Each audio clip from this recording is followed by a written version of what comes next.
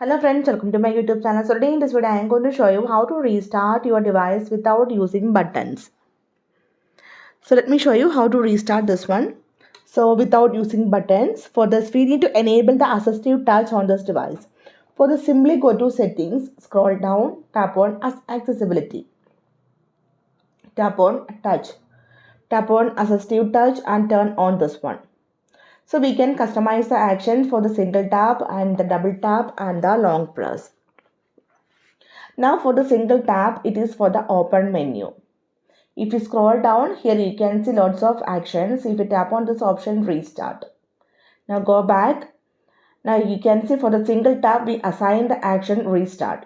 Simply just make a single tap on the assistive touch. You can see the option, or you want to restart your iPhone. So without using the buttons, we can easily restart using this assistive touch. So hope you guys enjoyed this video. Thank you for watching. Thank you. Bye bye.